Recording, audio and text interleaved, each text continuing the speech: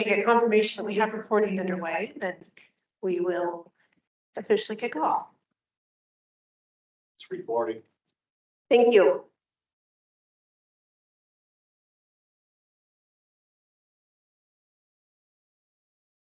Okay, would our chair like to kick us off, or would you like me to? Yeah, I can kick us off, but so one public order of this meeting. That's just how we can see. Thank you. And then our roll call, it looks like we've got John Todd, Miranda Pinner, Anthony Gar. Can you pronounce your last name for me? Gallardo. Okay, thank you. And Valerie Black. Thank you. And Stacey Meyer. And do we have anybody attending online at this point? It doesn't appear so far, so. Our next item of business is the approval of meeting minutes from August 28th, 2023 meeting. It's been a couple months ago, but those minutes are included in your packets.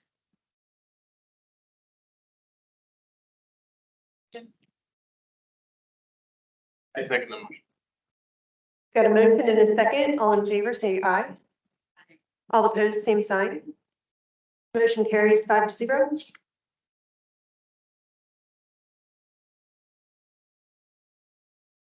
And so our primary item of business today is our third item, the Housing Development Loan Program Single Family Home Ownership. Today we are privileged to have not one, but two applications to review for this program. And so I wanted to share, we've shared with the board a little bit about the program in the last couple meetings, but I did want to refresh just so it's all in one place for anyone who might be watching this meeting. And also just because this time it's real, it's not just telling you about something that you will be encountering in the future. And so the Housing Development Loan Program is a local program using the Home Investment Partnerships Program funding that is the federal entitlement funding source that received by the city of Wichita. This is used to create affordable housing for low and moderate income households. And this year, the city has received approximately $1.7 million for the 2023 funding year. Now, you'll notice the applications you're reviewing are actually for the 2022 funding year. This program does not always run in a standard budget cycle. So as you go through, we'll see different funding years. Know that everything is being accounted for with those funding years. We have not yet entered into 2023 funds. So we'll be looking at 22 funds today.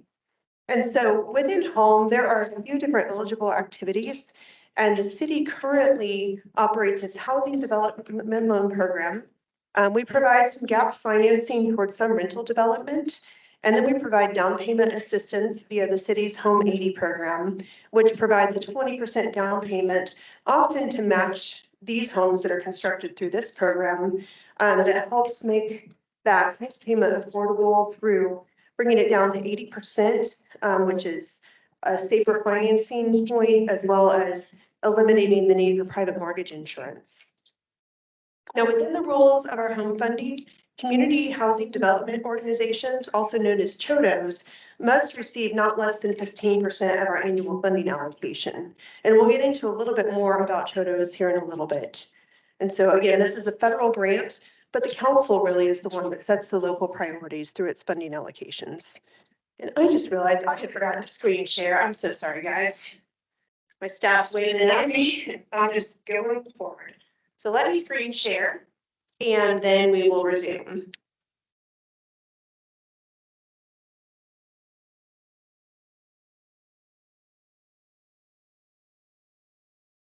Okay, sorry about that. Thank you. Okay, back where we were. So currently we have applications open for multifamily rental. We've allocated 400,000 in that with a max of 200,000 investment per project. So that would ensure that we complete at least 2 projects in that allocation. Today we're looking at the single family home ownership allocation of 600,000. That allows for a max of 90,000 per project. We do accept applications basically on a rolling basis until all available funding has been committed for that program year. And if you're interested, there is a list of projects where funding has been committed on the city's website. And so we do keep those updated for the public to be aware of what we've committed to funding. And so with single family home ownership, one of the questions I asked as I started in this role was, why do we do this? And the simple answer is that infill development is very challenging. It is very difficult to build in a way where you can make the appraisals match the real costs to build.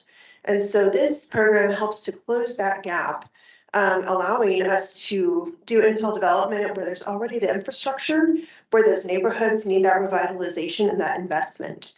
And so this program in particular supports the development of idle and underutilized real estate. We provide much needed affordable housing in target areas. And so many of those target areas are areas where there is underinvestment in the fair market. Applicants can be for-profit or nonprofit organizations. Today, we're going to hear from two different nonprofit organizations in this space. And then projects must serve households with incomes that don't exceed 80% of the area median income for the city. And that is based on the current year's AMI. And I have information on what that is if anyone has any questions. So Sally, at our last meeting, had gone over, basically, when we receive an application, staff does a first review of it. We look for completeness, accuracy. We look at zoning considerations. We do a cursory environmental review, and we're joined today by Tanner from our staff, who is our compliance specialist and does environmental review activities, as well as a bunch of other things that keep us in line. We look at match requirements. We look at underwriting on a cursory basis for the initial review. We look at the past experience of the organization, potential conflicts of interest, and we look at whether they're a community housing development organization. And so not being a community housing development organization does not disqualify anybody, but there is an extra score within our rankings for those that are because of that funding requirement. And so once the application is complete and accurate, then we bring it to this board, the Affordable Housing Review Board, to formulate a recommendation for the City Council. And so ultimately, at the end of the questions and analysis and conversation, we would ask you to either recommend or not recommend approval of these applications to the council. So if you look through your packet, there are two pieces that deal with scoring these applications. The first one is taken directly from the application itself that is posted online, and it's evaluation criteria. It's a few pages deep in the packet, and I apologize for not putting page numbers there. And so that lists just pure and simple what each applicant has reviewed as they've been working on their application. Now, a few sheets further, there is a sheet that says scoring/evaluation sheet, HDLP single family developer. Now, it's kind of like this. You'll also notice a couple of separate sheets that look just like that. There's a reason it's in your packet so many times. That is actually the sheet that we'll be asking each board member to fill out as part of this process. First, to take notes on your review of the application itself, the presentation, questions that are asked today, and then to evaluate out of potential 10 points, how many points you would rank each one. Now, within that, we don't necessarily have a ranking below which is just too low to fund. That may be something that we add in the future, but at the moment, we're just looking for what is your sense of the application and what is your comfort level with recommending funding for it. So we are going to ask board members to review the submitted applications. You may ask questions of our applicants today. We have Mennonite Housing up at the table with us to begin with. And then once their time is done, then we'll switch and we'll have Habitat for Humanity representatives there as well.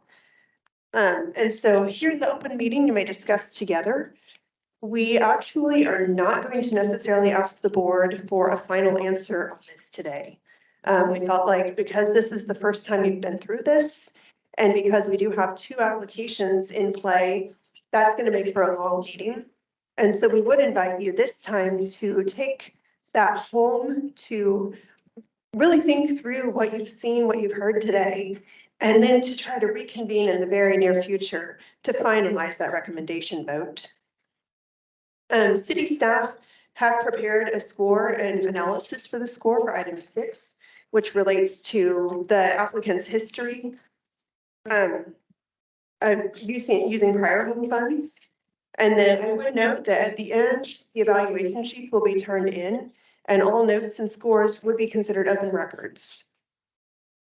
And so we will then aggregate those and be able to take that final aggregated score to council as part of a recommendation or not.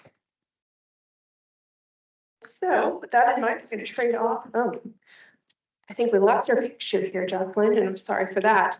But I'm going to trade off and let Jacqueline present a little bit of our staff analysis for Mennonite housing and then introduce our guests. For the I Mennonite, read the PowerPoint from back here to tell me next slide. for Mennonite housing and application, they are requesting $360,000 to build 4 homes. The cost for the package build is $212,067. The subsidy is the max that they're requesting at $90,000. And they're with Fidelity. That's part of, they don't have the matching, so they have a line of credit to assist with their builds. They are intending to sell each home for $122,067. And they also have the capital fund, federal grant to help the homeowners, which is $1,500, a max of $1,500 per home for the homeowners. They have worked with the city for over 20 years. And in the last 5 years, they have built 30 homes using the home funds. With Mennonite, they do, their primary focus is on 60 and below the AMI. That's what I got out of your guys' application. If I'm incorrect, stop. Okay. They will not do anything. Their whole goal is to go 60 and under. Most of other nonprofits, they go for 80 and under, but Mennonite is basically 60 and under. So they're really low income that that may not ever become a homeowner. So that's their goal there. Jacqueline, I would note the difference for a family of 4, 60% area median income is going to qualify at or below $51,060 for the year, whereas 80% is $68,100. So that really takes their focus area to an income level that without this type of opportunity probably would not be able to become homeowners.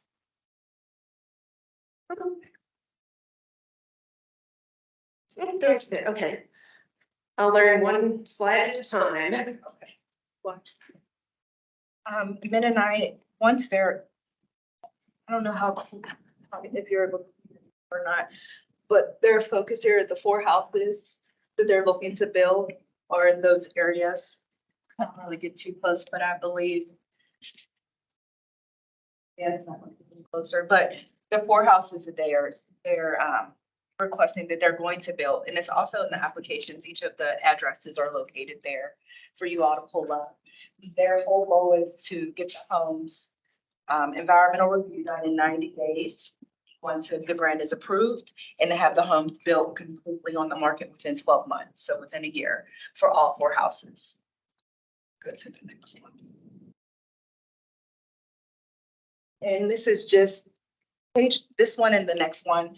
This is what they provided as their floor plans for their homes. There are 2 levels.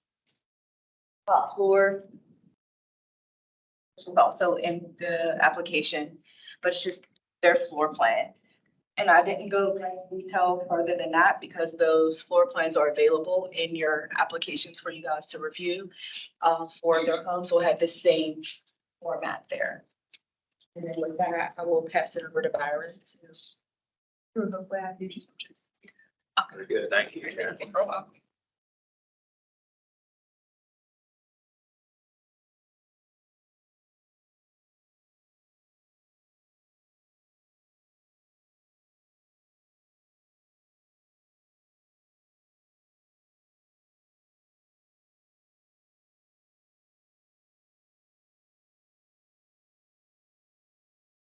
I'm Byron Adrian with Mennonite Housing.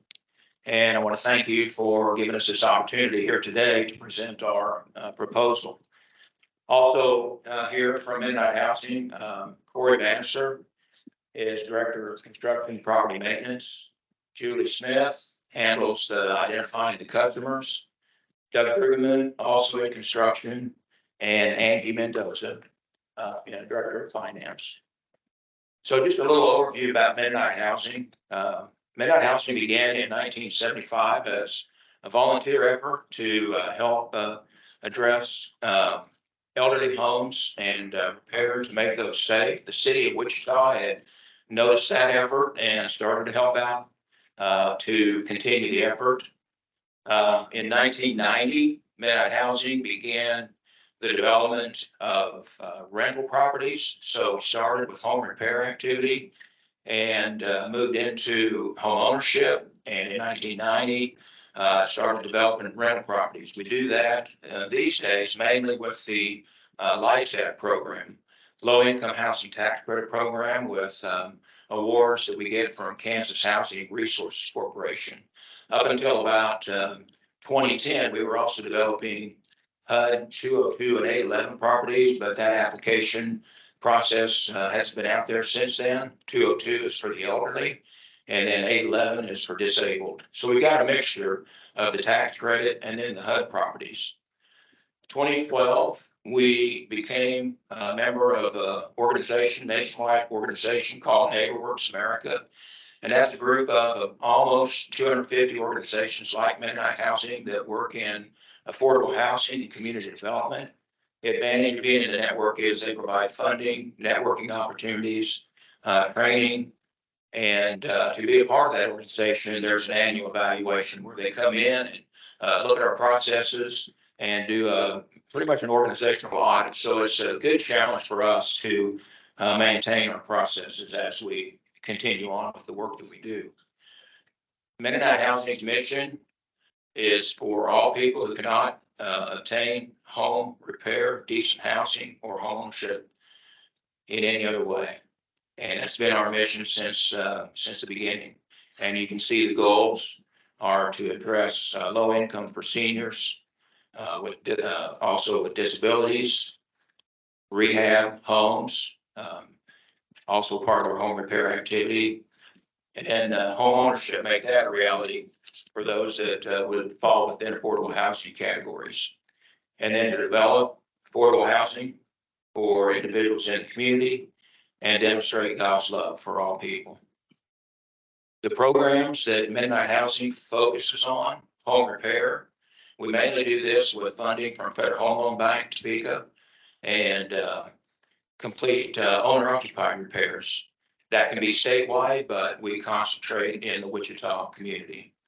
Home ownership, that's the area we're talking about here today. Build new homes, funding from the city of Wichita. I look back over the last 25 years, we've done about 250 homes with funding from the city of Wichita. So I have averaged about 10 houses a year. Property development is a big area for us that keeps us very busy, and that is developing the LIHTC properties. Those can be both for seniors or non-seniors, and we continue to put those applications in with KHRC. And then we do have a property management staff at our main office. We have about 10 people at our main office and about 35 that are out at the properties, either property managers, maintenance technicians, service coordinators, and currently we manage over 1,300 units. Most of those units are in facilities that are here in the Wichita surrounding community, and those again are the LIHTC or the HUD properties. So at this point, I will turn it over to Corey and let him talk more about our proposal.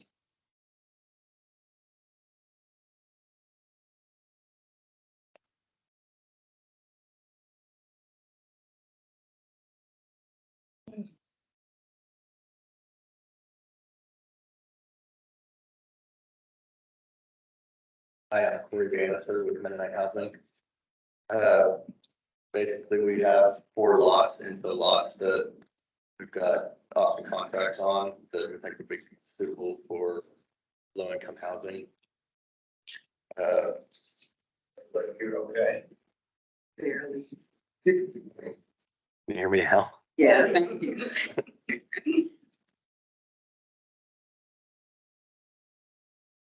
Sorry. Up here. You saw the home, the plan for the home. It's 1,042 square feet. The upstairs is comprised of 1 bath and 3 bedrooms with a 2-car garage attached. There's a full basement that's unfinished, but depending on the size of the family, we have options where we can do 1 bed and 2 baths, or just a bed and a bath, up to them. There's a family room as well that's unfinished. We do it to Energy Star, so there's quite a bit of added funds there to get it to Energy Star rating, which comes up with a really high energy efficient house.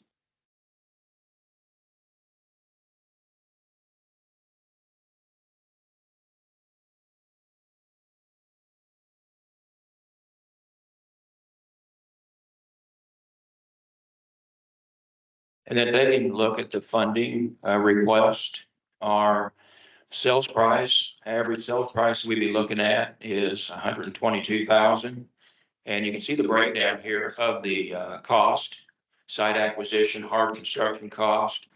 Developer fee is in there at 10% of the budget, and then some other costs. So with those costs, then that's what gives us the need for $90,000 request per unit on the grant funds. And at this point, I'll give Julie Smith an opportunity to speak about the homeowner and selling homes and that process, which she's been doing that very well and is the expert on that. Not an expert. Not an expert, don't claim to be an expert. A lot of our referrals are word of mouth, people that have purchased a home, probably relatives, friends. So we get referrals that way. We do use the community voice and Radio Lobo as marketing tools. We have a preliminary application that the folks will fill out by going to our website, and on that it walks you through the process to learn more about the program, the Home 80 program, the funding. At the bottom of a particular page, there's a link to the pre-app. We use a program called Woofu, which you can type in any kind of information that you're wanting at the time. Most of it is basic information, household number, income, credit card information, things like that.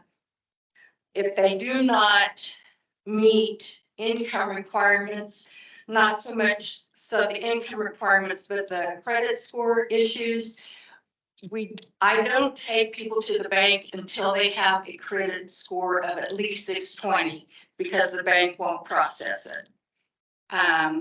Folks that do not have that credit score, I give them information on a credit counseling service that's here in town. They do not charge for their service. It is a HUD-based program, and it helps them establish credit if they don't have any credit, or improve the poor credit that they do have. I do assist with homeowners with the loan qualification process. We use Capital Federal as our main banking program. I would like to say that we don't, each house does not automatically get the $1,500 grant that Capital Federal provides. It depends on the location of the house. And our contact there at the bank goes through a website, which is FFIEC, which stands for Federal Financial Institutions Examination Council, and they will determine by that if they get approved for the $1,500 grant from Cap Fed. We obtain a loan. They would get pre-qualified. monthly payment is now currently ranging between $775 and $850, just because of the interest rates that have drastically gone up. We were working with folks that when I approved them, thinking they could get the loan, the interest rate was like 4.45%. Now it's up to 7.65%, which is a really large jump for them as far as their mortgage payment. Most of the house sales, recent house sales have been for the 60% AMI folks or less. It's very hard for a 30% AMI person to actually qualify for the mortgage, especially now that since it's gone up. And we do anticipate homeowners in 60 and 80% AMI ranges for the 4 houses in the proposal. And I would say that's where we're seeing a little difference now compared to what we had talked with Jacqueline about sooner and what she had mentioned, whereas in the past, we've been able to deal with the 50 and the 60% AMI folks. Now, with the higher interest rates and sales price a little higher, we're probably not going to be able to go that low, and we're looking at the 60 and 80% for these 4. So that's our presentation. We'll take any questions you have. I would say first, thank you all for the whole team presenting. It's nice to have all the expertise represented here. I would like to advise the board that from the get-go, as staff have evaluated the application, we've been back and forth for a couple months with questions, just trying to make sure that we were bringing an application that was ready. And at this point, staff does recommend that the board consider recommending funding for all 4 builds. But we want the board to really have that time to converse, ask questions, and determine if the board is comfortable, because ultimately staff recommends, but the board determines what to recommend to council. So you are welcome to ask questions. We've got a budgeted about 20-25 minutes for questions, conversation. And so at this point, this is really the board's opportunity. I believe there's some mention that we might be able to have a couple of week or two to come back and Yes. dive into this. So that was our recommendation. That'd be very helpful. We thought just there's going to be enough presented today that you as the board could move toward a decision today. But we thought that would be pretty fast. And so we would be very glad to schedule a reconvening of the board to close out this evaluation process. And I've got some dates in mind that this room could be available fresh this afternoon. So we'll want to just pick a couple opportunities and make sure that it's still open. Choose. I have a question. You said that the cost would be $122,000 for the home. That's what it would be valued at. You mentioned something about unfinished basement and family room. If you finished that, is it extra? I'm not sure if I understand that. Yes, it's extra if the basement is finished. Yeah. Okay. Yeah, currently we're proposing the 122 sales price for unfinished basement. What would it be if it's fully finished? The additional cost to finish the basement. If it was fully finished, you're probably looking at about $7,000 just for 1 bed and a bath, an additional $3,000 a bedroom, and then the family room would be $4,000. That adds the purchase price. That would add to the purchase price, yes.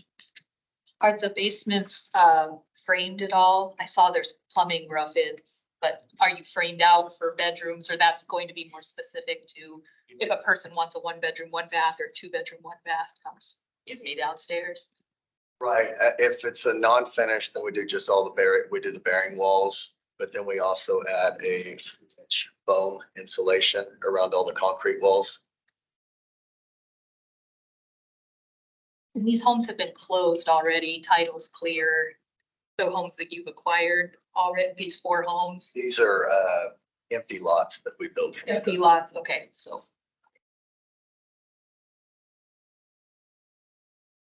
So at this point in time, my understanding from the review of the application is that you all have purchase commitments on these lots, subject to approval going forward. That's correct. We have option contracts that expire in just under a year. When you build these, it may be in the plans, are they already ADA compliant, or does it depend on your client that's actually going to get that particular house? Just wide doorways, countertop heights, things like that, or I see that there's zero entry, so that's half the battle. A lot of these aren't zero entry, but if we have a client with ADA, we'll set trusses down and make it a zero entry. Set the 5-foot basement walls instead of 8-foot, and the trusses go down.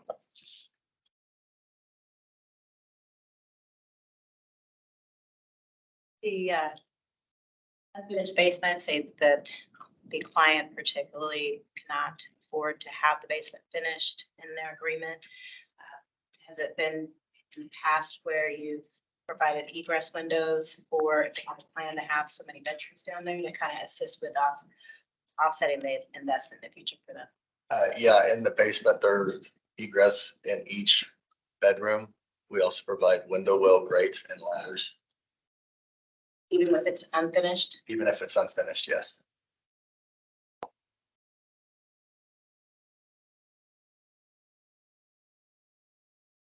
With the down payment, there'll be down payment assistance based on a 122,067.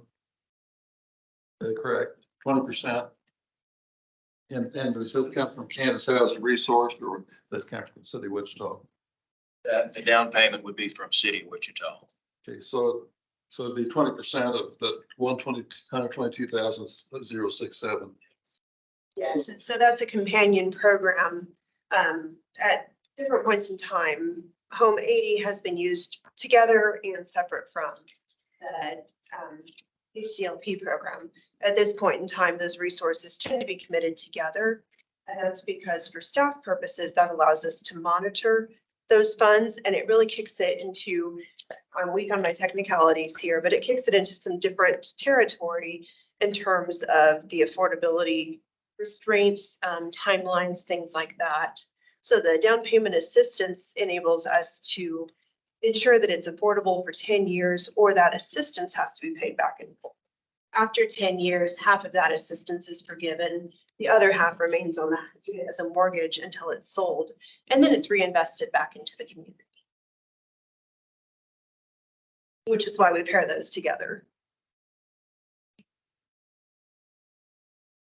So you're gonna be looking at a loan amount of around 97.5. Yeah, that's correct. We're estimating right around 100,000 a month. Okay. That's what we're basing those monthly payments off of, is about $100,000. These lots, no special taxes, is that correct?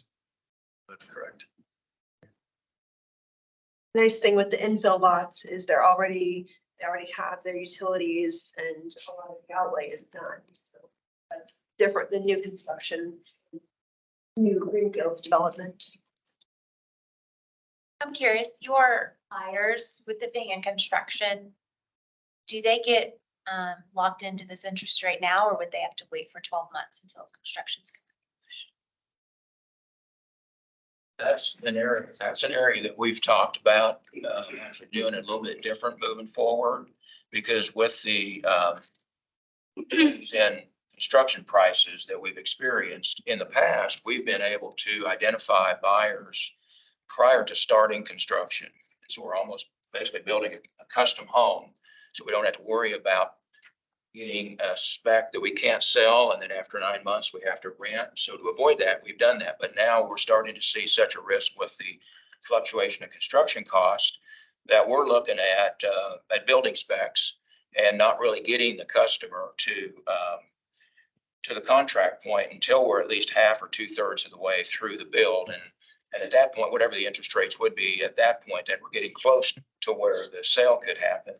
And then it's up to the buyer whether or not they decide they want to lock in or not. Is that the way you would see it, Julie, in terms of locking in? Yeah.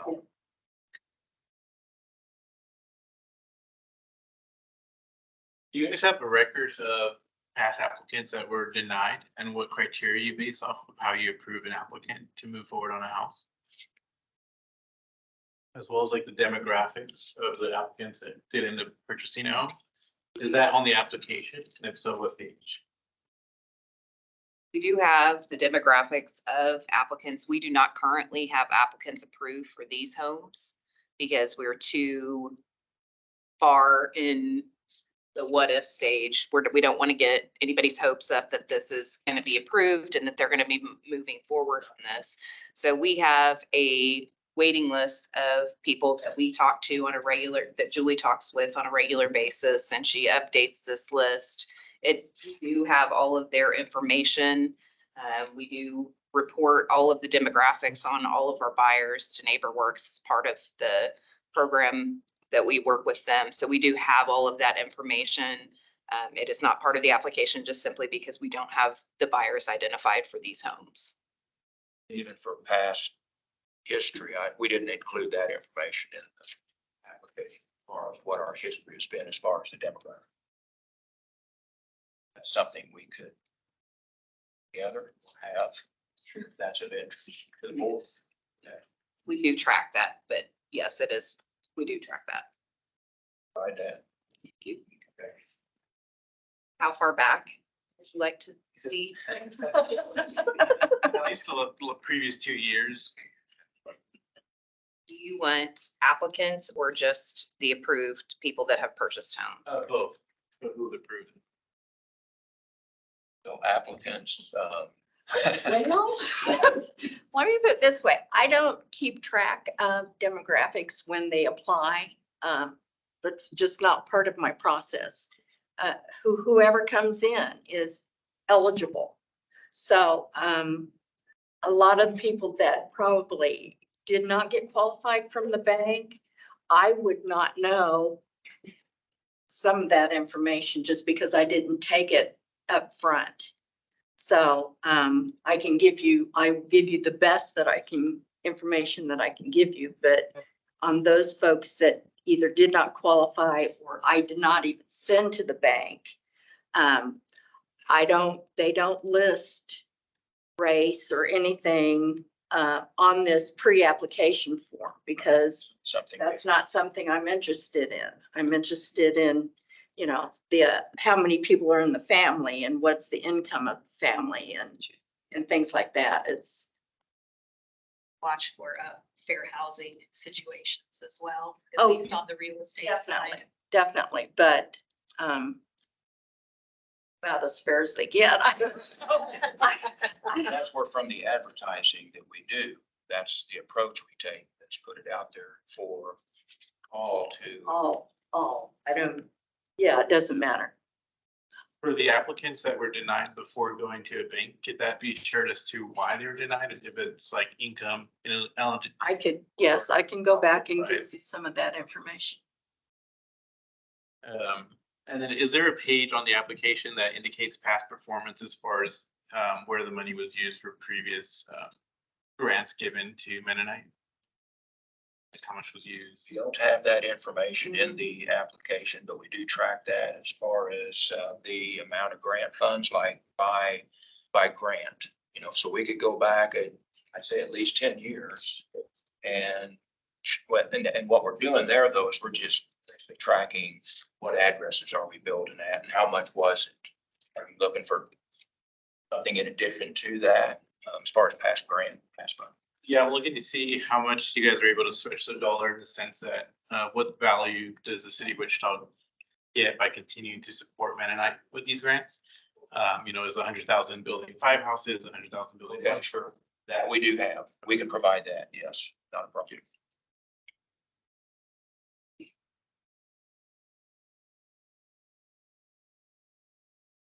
Yes. The only amount here on this page 16 that's doesn't change. Well, yeah, acquisition, you've got an option to buy the land. I noticed that in the package, and that's a good way of doing it. The 212,067, the appraisal is based on 122,067. Is that correct? Yes. Okay. So if the materials go up, costs of materials, interest rates go up, some of these numbers can change. You have contingency to take care of a reasonable amount of fluctuation there.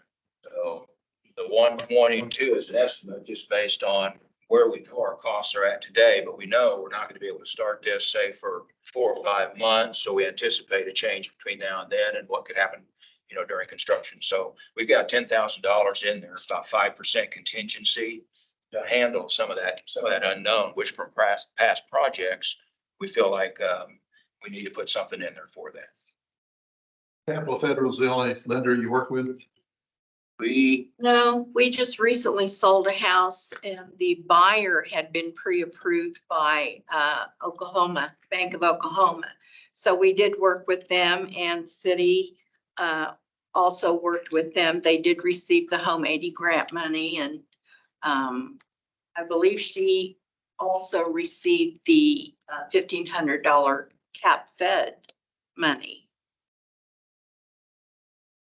So if you were to build this without the $90,000, what kind of cost would you be looking at? Cost is still $212,000. Yeah. That's So in the event of a default, the default would be on either the 122,000, the sales price, or the 97.5 or the $100,000 loan amount. What kind of history of defaults has Cap Federal had on those? I don't have statistics on that. Just a curious question. Not heard It there's an doesn't fit issue. in this program. It's very low. It's very low. And in the past, in working with Mark Danbury, we would hear once, I don't know, more than several times over the 25 years that we've been doing this program that, about default of customers. Now, that's nothing that, that we're focusing on. So don't know how much of that information he's fed back to us, but we've not heard from the city that defaults have been an issue. This plan you show here is the basic one you built. It's over and over again. That's correct. 3-bedroom. We built others, mainly 2-bedroom up, and we've moved where we think it's just more efficient for the family to have the 3-bedroom plan, and from a marketing standpoint, and for them down the road, we feel like that's just a better plan for them to have. This doesn't deal with this program, but you talk about the history of it, and it started in 1975. 75. The church was involved in it at that time. Yeah, and they still are. There's 3 Mennonite churches that were involved with that volunteer group. Church of the Servant, which is kind of a midtown church, Lorraine, close to Hillside, and then Hope Mennonite Church out in West Wichita. So we have a board of directors that provides the governance for the organization, and 6 of the board members are representatives from those churches. So there's still a connection with the local Mennonite churches. It's not a conference. It's not a Mennonite conference thing, but there is input that we get from the How local. many of the directors then would they be? How many directors do you have? 16 total. Our bylaws allow 12 to 16. So you have 3 though for churches. 2 per church, 2 per church, 3 churches, 2 per church. Yeah. Those don't have term limits, so we've had board members from those churches that have been on the board for some over 20 years. They were on the board when I started 25 years ago. But other board members do have term limits. Are they paid for being on the board? Nobody's paid. It's all volunteer for being on the board. So the only one would be paid would be the director. You have echelon people like yourself. Staff is the only one that's paid. Back to the board, we have about 5 minutes left for our time to review Mennonite Housing's application. We can certainly take additional questions. If not, then staff would be glad to walk you through some initial work that we've done on the items responsible for these for. Kind of an introduction into how we would recommend the board also consider to do their scoring. First, any questions that are still remaining? I have one more thing. Based on your past experience of doing rehabilitation and knowing the area that you're working in, there is a tremendous need in that community for rehabilitation. So I would encourage you, tell you what to do, but I would encourage you to look into some of those opportunities. So basically use the funds, those funds, rehabilitating houses that are routinely torn down. We did that years ago when the city had the boarded up program. And several of those were such surprises to us. You just don't know what you're going to see once you tear down some walls. And it became too difficult for us to continue that process. At least one I remember, it was better, cheaper for us just to start new, tear it down, start new, not try to rehab it. So we've looked at that. It's a tough thing for right now. We're not the minor home repair in terms of the owner occupied houses to try to make an impact. So if you look at your score matrix, item number 6, within the original application, it stated that staff will provide that number. I'd like to say we would recommend this as a recommendation to the board, not necessarily the number. Yes, please. And so Lance is going to pass this out, but this also answers or provides information tied to some questions that the board was asking a minute ago. Staff, in evaluating the applicant's demonstrated ability to use home funding in a timely manner, have pulled basically the last 5 years in housing, and we're doing the same for Habitat as well. Looking at what has been awarded, what has been completed versus funded, any sort of funding increase or completion extensions that have happened. And so you will notice that within Mennonite Housing, we've identified 9 increases and 11 completion extensions. I would like to say that prior to COVID, that did not happen in our review. COVID affected many things within the building and construction industry. And so Mennonite has been a very good partner with a very well-established history of completing things in a timely manner and on budget. COVID really skewed those dynamics. And so as staff evaluated, we felt like it was fair to say that, yes, there have been requests for funding increases, in part because prices skyrocketed during the season. We also know that the labor force was very challenging in that season. And so that is our rationale for recommending a staff score of 7, but with the caveat that they have had a very long, well-established history of timely completion on budget.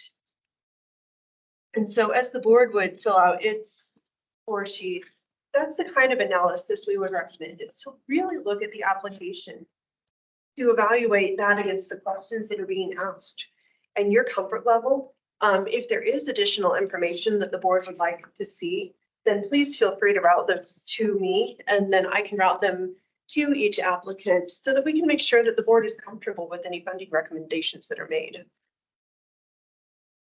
And I would be glad to accept any questions on this as well.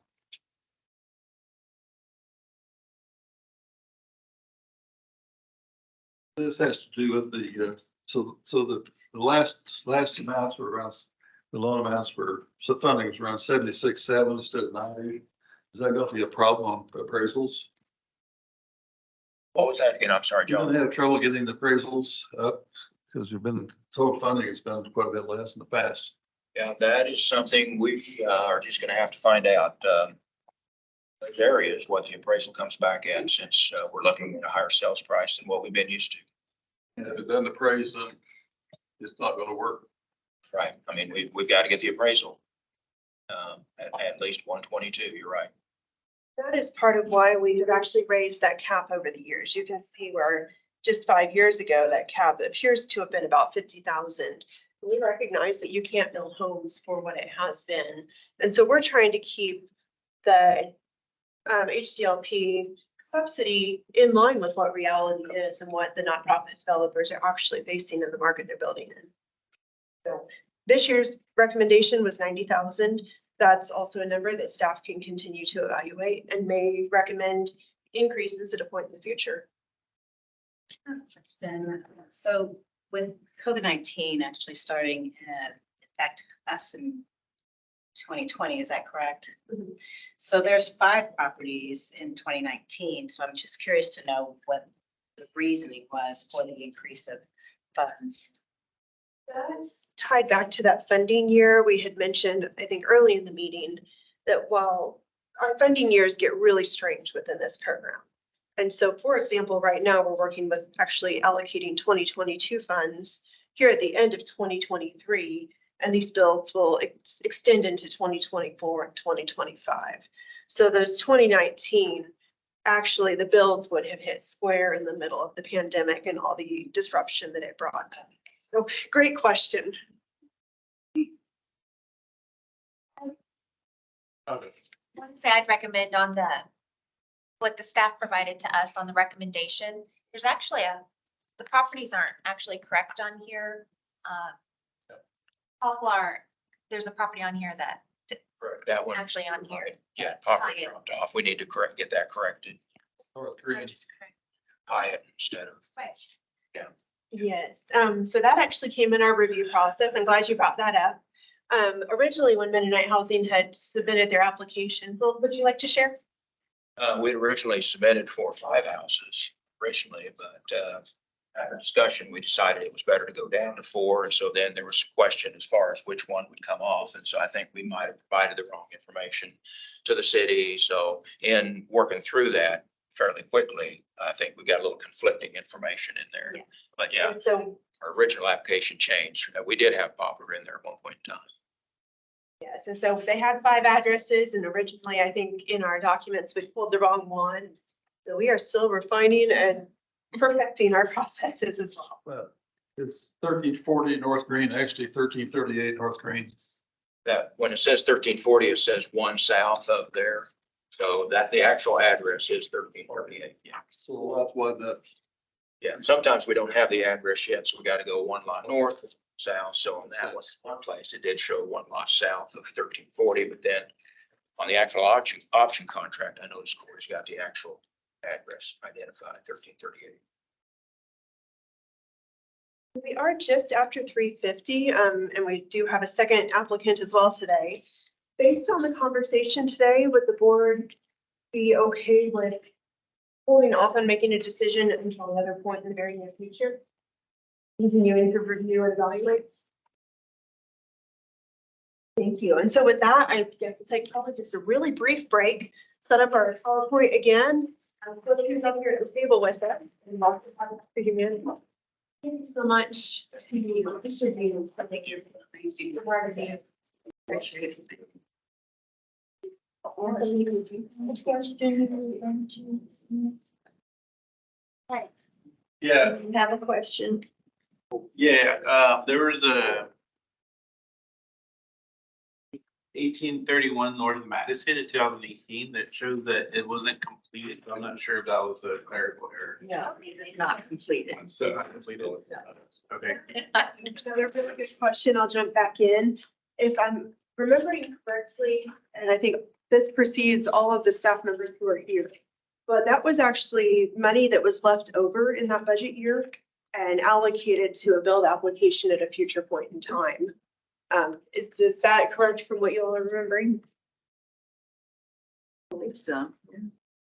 So sometimes not everything will be allocated out of a program year and we'll come back and allocate That's later. the last house that we're constructing that's almost complete. Oh, yeah. That's the last house that's being constructed that's almost complete. It's the 11th one that we will have completed in the past calendar year. And it's 5 years. To 6 months.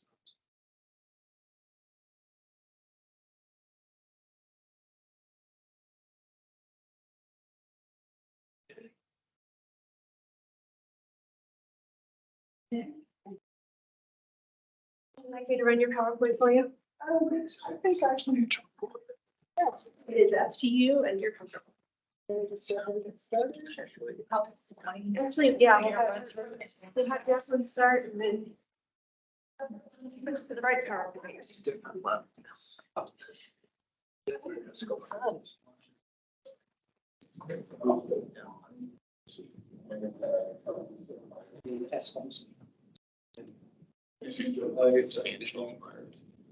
Reasonable word, like,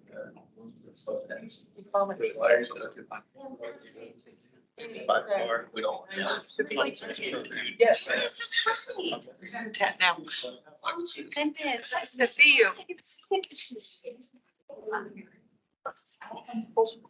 Doesn't it? All right, so I'm going to introduce Habitat. They are requesting $147,900 to build the same 4 homes.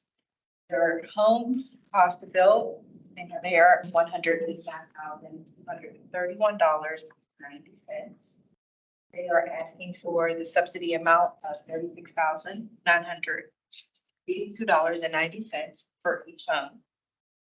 Their sales price is in the difference, but they are going to 3 bedrooms, 4 bedroom, 2 baths, 5 bedroom, 2 baths.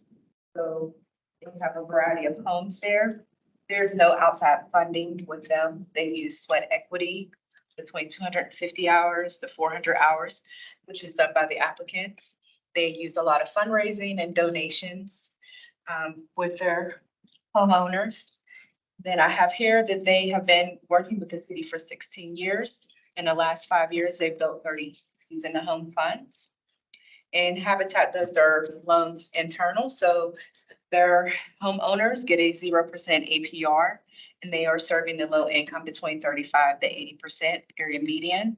And that is based on approval at the time of the closing of the home.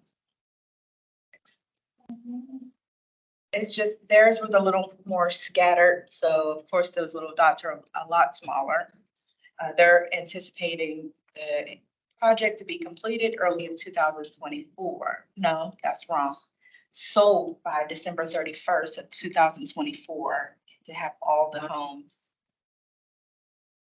walls raised and up and done by the end of the year.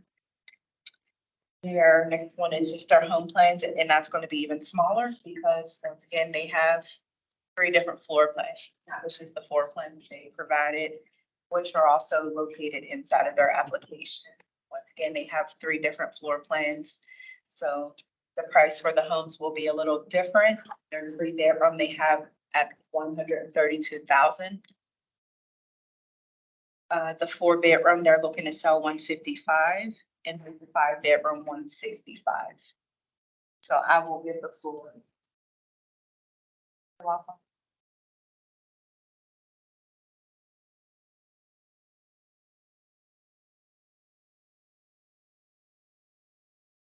Well, good afternoon. My name is Lori Walker. I'm the program director at Wichita Habitat for Humanity. I've been there for 12 years and I just have to say, best job ever to help people with their dreams come true. And there's nothing better than that. Our application provides a tremendous amount of detail. And so I thought I would start by first just telling you we are an affiliate of Habitat for Humanity International. A lot of the policies and guidelines that we follow are based on what we have to do to remain in good standing and be an affiliate of Habitat. Our vision is a world where everyone has a decent place to live.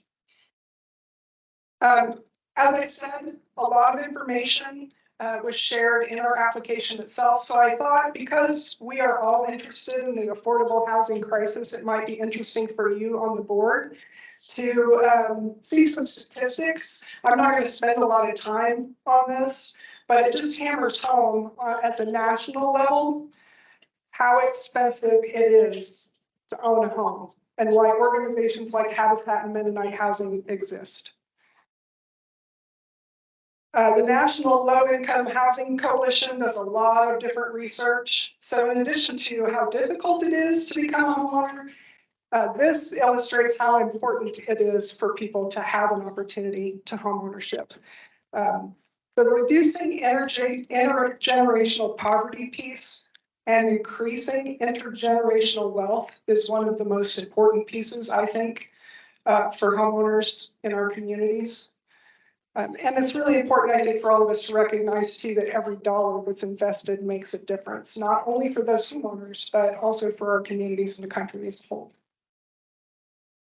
So the way that Wichita Habitat for Humanity intends to tackle this for 2024 is we're going to partner with 15 families in our application. You saw 16. We've been working on our budget and we had to cut one of our bills for next year because of the cost of construction primarily. It's very expensive to build, as we all know. Oh, sorry.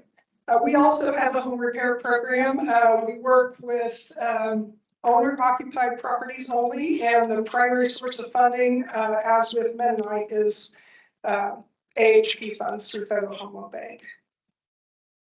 That just provides a real good example of the difference it makes when you go in and you help somebody who has had tremendous amount of deferred maintenance because they're living on a fixed income.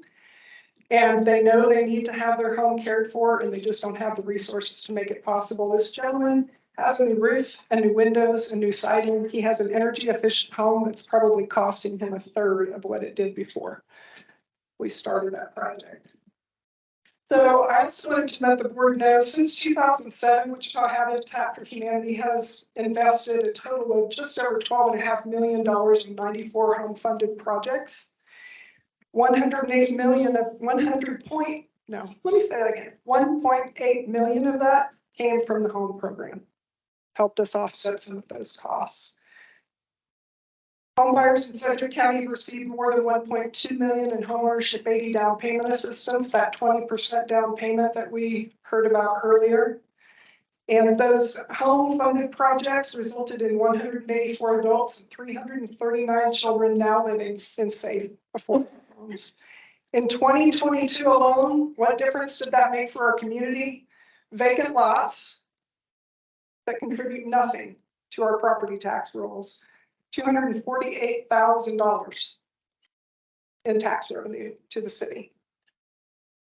So our program is a little different because we carry the note. We are the lender. We do a 0% interest loan. When individuals apply to our program, we look at the 3 criteria. They are the need for housing, an ability to pay that 0% interest mortgage, and a willingness to partner with us. What that means is the need is determined based on maybe the home they're living on has some deficiencies or major road infestation, whatever the case may be.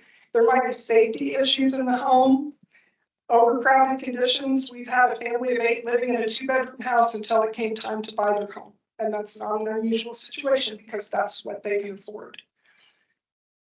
Spending more than 30% of their income on housing is another criteria, is another reason why someone might qualify for our program. And by the way, that applies to more than half of our applicants are spending right now more than 30%. The ability to pay, they have to have financial stability, they have to have a job, they have to be able to pay their mortgage. The household income guidelines that you see there are between 35 and 80% of the area median income for Sedgwick County. That's before taxes. When they come into the program, they have to have a debt to income ratio of under 43%, at 43 or less. And when they purchase their home, they also have to still be within that guideline. So when we qualify them for the program, we're making sure they can afford the house and they're going to be able to make their payments. Roughly 95% success rate, less than 5% foreclosure on Habitat homes. And several of those have not been foreclosures, but deedbacks, where the homeowners elected to pay it forward, feed the house back rather than going through foreclosure. Average income for Habitat buyers since 2017 was around 50% of the area median income for our program. The individuals applying to our program also have to have a willingness to partner with us. And what that means is they have to agree to do 250 to 400 hours of sweat equity. They're going to help build their house. They're going to help build the homes of other Habitat homebuyers. They can work at the restore to earn some of those hours. They can also come to our office to earn some of those hours. Some of the hours can be donated. If you ever want to go out and visit and volunteer on a Habitat job site, you can donate your hours to the homebuyer who's there that day if you so choose to do that. We also provide 40 hours of homebuyer education classes. That includes financial literacy. Everybody who comes into our program has a budget coach assigned to them that they work with throughout the entire program, and some of them maintain those relationships lifelong. They have to be willing to accept a land offer in the neighborhood where we're building. When we first started building the Rock the Block neighborhood, which is between 9th and 17th and Hillside and Grove, we were struggling to find home buyers who wanted to live in that neighborhood. I've got a slide later that's going to show you how things have changed considerably. So house development designs and specifications. We determine whether it's a 3, 4, or 5 bedroom home based on the composition of the family. Children of different sexes have to have separate bedrooms. If they're within 5 years of age of each other, they can share a bedroom, otherwise they can't. So that helps us determine. Just like Mennonite, energy efficiency is very important. They're Energy Star certified. That's a qualification of the HDLP program in addition to Habitat for Humanity International. We do slab and grade. We do not do basements. Not fun to work with volunteers in a house where you're going to have fall issues. So that's one of the contributing factors to that decision. Whirlpool has an agreement with Habitat for Humanity International. They donate the ranges and refrigerators for every Habitat home in North America. So we're able to provide our home buyers with appliances when they move in. They also receive a $1,250 allowance to choose additional appliances if they would like, including washer, dryer, dishwasher, microwave, those types of things. When a person comes into our program and they reach 50% of their sweat equity, so they've earned half of their hours, they become eligible for a land offer. And at that land offer meeting, they get to pick some of those selections that you see there on the slide. So there are some choices that they get to make when they purchase their home. Those pictures at the bottom show the 3 different elevation options that they have to choose from. This is a real simple rendering of our 3-bedroom floor plan and those same elevation options. If you notice back at the back where it says laundry, there's a door there that goes to the backyard. So every single one of our houses starts out this way. If they need a 4-bedroom, we put another bathroom and bedroom on the back. They need a 5-bedroom, there's another bathroom and 2 bedrooms on the back. And then there's still a door to the backyard. Simplifies the build process considerably because every one of them starts out the same. We have core volunteers who come out to help us lead the volunteer teams on our projects. There's 15 to 20 guys who are there 2 to 5 days a week who come out and help us lead these builds, and having consistency in the product makes it a lot easier for them. And it also makes it much more cost efficient for us because we can just continue to refine our processes. So currently, as I said, we're building between 9th and 17th Streets, Hillside and Grove. We actually are going to be building west of Grove and already have this year in the 67214 zip code in District 1. And I mentioned before that I was going to show you a slide that illustrates the difference this work makes. And that is this one, the 911 call rates. We had an intern who worked with us last summer, and she did some research for us to find out what kind of difference is it really making? Are we seeing improvements in the safety of those neighborhoods? And based on this, the answer is yes. The anecdotal is that landlords are investing more in their properties in those neighborhoods now. We're seeing some improvement there. It makes a huge difference if you can go in and change a neighborhood for the better. Pride of ownership changes a lot of things. So we're asking, as Jacqueline said, $147,931,000 for 4 projects. And you all asked a lot of great questions. One of the things I wanted to mention, we don't look at credit score. It doesn't matter to us. Our buyers do not have to go to a bank to qualify. They just have to have income sufficient to pay their mortgage. Average mortgage payment, including property taxes and insurance, is about $650, and that's at the current appraisal. Habitat International requires that we sell the homes for the appraised value. So right now, appraisals for the numbers that Jacqueline gave you earlier, 3 bedrooms coming in at 132. Byron, you guys, I want to talk to you about your appraisals. Have a conversation. Yeah. And then 155 and 165 for the 4 and 5 bedroom homes. So if they get the 20% down payment, their first mortgage is $105,600. You also asked some really good questions. I guess I can sit down for the rest of it because I'm mostly finished with this part of it.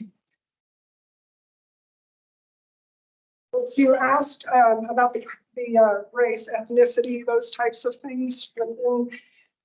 Because of fair housing laws, when we take a family to our committee, our homeowner selection committee, to be approved for the program, we don't tell them any of that information. They don't even get to know the name. They get to know a number. This is applicant number so-and-so, so that we can ensure that the decisions are being based on just our 3 criteria alone and nothing else. That's real important to us. We do report that information to Habitat for Humanity International because they're keeping track of all of those statistics nationwide. I am open. Thank you, Lori. Sure. And I would say once again, the staff has gone back and forth. We've asked questions. We've tried to ensure that we are bringing to the board a complete, accurate, and vetted application. And staff's recommendation, once again, would be to consider funding for all 4 proposed bills. Something I had not mentioned earlier, but if there are any questions in any direction, we do have Tanner Fullis here with us. He's been doing our internal preliminary environmental reviews as well. And so we do have stuff on hand for those kinds of questions as well. I have a question. I know you all do rehabs as well. When you're doing the new builds, do you try to do rehabs in that same area to help build up the neighborhood? I'm really glad you asked that question. We did purchase a home earlier this year that we paid $16,000 for with the intention of being able to rehab it. We ended up having to tear it down. We got in there, we started working on it, and the issues with the foundation and some of the other things, it just was not cost effective for us to continue. So we did tear it down. We had to rearrange our schedule a little bit, and Mr. will be moving to his home by the end of this year. What term do you provide to your buyers? On the mortgage? But most of them are 20 years. We will go up to 30. You will. What factors do you decide on? Is it? Affordability entirely. We just want to make sure it's going to be under 30% of their income, their housing cost. There provision for additional insurance within your in-house financing with, for instance, if the homeowner is disabled or if it's passed away, is that built into your program with your? We have a lot of flexibility in that regard, and we do work with families who are struggling through various situations, whether they're health issues, whatever the case may be. One instance I can think of, they decided to leave back the home and move in with a parent or their daughter, actually, in that case. We take it case by case, but because we're the lender, we get to say we can wait longer. So it's not an additional policy that's added. So in the event that happens, it's covered. It's just a case by case and you just decide at that point. And are the payments reported to bureaus? Yes, and actually Fidelity Bank services our mortgages for us, so they do all that coverage for us.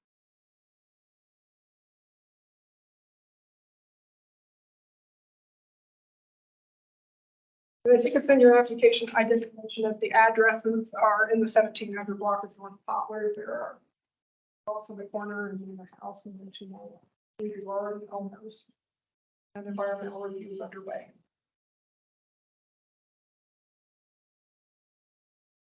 The acquisition cost on your project thing, the $6,000 lot. Noticed on your balance sheet, the show us 11.4 to 13.9. Is there a reason for the difference? Expenses that we've already incurred that we cannot submit for HDLP and reimbursement. Okay. Yep. And we are aware of that. Those are the extra costs you actually have in it. Question for you. So the purchase price is $105,000, is that correct? The purchase price will be the appraised value, so it'd be 132,000 for a 3-bedroom home. Okay, and then then there's the down payment assistance is 20% of that. So you take that number less 20%, With the 105. 105. Yeah. Those are 0% and are they amortized to, you take that number divided by 360 payments for 30 years. 240 because most of our mortgages are years. So you use 20 years instead of 30. Most of them, they'll go to 30 if the home buyer needs to have a lower payment to keep it affordable for them. Does Fidelity actually collect the tax and insurance Yes, they do. on these? Yes, So they make those payments. They charge you nothing for doing this service. correct. It's pretty nice. It is really nice. We used to service all of them in-house. That's a lot of work. Do you by chance have there was a house picture, the rehabilitation house? You have an address that you could share with us? It's on Minnesota, but I don't remember the address off the top of my head. I can get it for you. If you don't mind. In fact, if you could, this had nothing to do with this program, but I am very interested in it to supply us the names of, or not names, but the addresses of several houses that were rehabilitated. Well, and I should qualify that. That picture was an owner occupied property for which we did home repair. That's okay. Okay. So it wasn't a rehab house that we sold. Because sometimes when people get crosswise with the Met Policy or Building Construction Department, you might work out to be a wonderful resource for them for helping with siding, new windows, roofs, things along that line. And sometimes those folks abandon these houses and then they get bulldozed. I think that's a shame. Because actually, if you really look at that house, what a nice save for the neighborhood. And when you're really looking at even your $132,000 houses, when you really look, those are nice stepping stone houses, incubator houses. And as you said, that also creates neighborhood uplift. And I congratulate you on working on that end. Thank you. Thank you. I'm sure Mennonite joins me in saying we're really looking forward to the city of Wichita houses becoming available for that very reason. And so this is the board that will be evaluating those proposals for purchase and funding opportunities as well. Well, there's 20 houses they have that are in floodplain. They're over on Murdoch Street. I will take a close look at those. I've driven by with pictures of several of them. And there has been talk of totally tearing it down. I think that'd be a mistake. Comment. Sorry. I can say that our buyers cannot afford flood insurance. So it wouldn't be an option for us. Okay.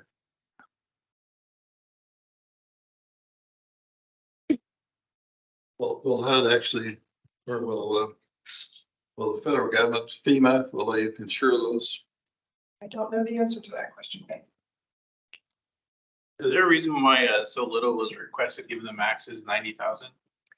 We have very generous donors in this community who help us cover some of our costs. We also, because we carry the mortgages, we have an asset on our balance sheet that we're able to leverage. So we have sold mortgages over the course of the last few years that have helped us offset some of those costs. Do you discount those when you sell them? Yes, we do not get 100% value. Darn it. On that note, Really, there's a bank out there that needs CRA credits, right? 2 years ago, the Federal Reserve did it. and on the note of the price point at which Habitat is able to do this, they are a one-off at that price point. And I think it reflects a very, very different model than what any of the rest of our developers are able to do. So as you're comparing two very different models, recognize that there are major differences, and the funding differences don't necessarily mean that one is doing differently than another in a way that we wouldn't recommend funding both. So We just didn't need to ask for as much. Are you guys able to build more houses at that same amount? Like if you guys requested for, 8 single family homes, would you guys be able to do it for 36,000 as well? Probably, if you can find me vacant lots to build on, I'll do it. and personnel. That's sad. Yeah, there is that. We're about to kill our construction crew. Yeah, COVID, we had planned on 15 houses. We ended up doing 8 that year because we couldn't get volunteers out on the job sites to help us build them. We did 20 the following year as a result to kind of make up for that, and nearly, killed our team. What attracts your experienced construction volunteers? It's there, obviously their sweat equity also turns into a tax incentive. Right off, no, it's just volunteering as being good humans. They're amazing people. They are amazing people. I cannot say enough, and I get kind of emotional when I think about it sometimes because we can't do what we do without people who are willing to come out and help lead those teams. It's an extraordinary gift that they're giving to this community and to those home buyers. It's remarkable. Kind of means the barn raising spirit's still alive. That's right. That's right. Yeah, wall raising day is so much fun. It's tomorrow. Oh, we do. We have one tomorrow. Out for a wall raising tomorrow if you'd like. When is it? 9 a.m. Don't do it wrong. Oh, I'll have to look up the address. It's actually, yes. Well, it's on your packet. I didn't see the names of your directors. Can you supply that for us? And is it safe to assume they don't get paid? None of our board of directors members are paid. There are about 24 of them, I think. And no, I didn't list them. I think I put them there available on our website, but we can send them to You can you. send us this. Sure.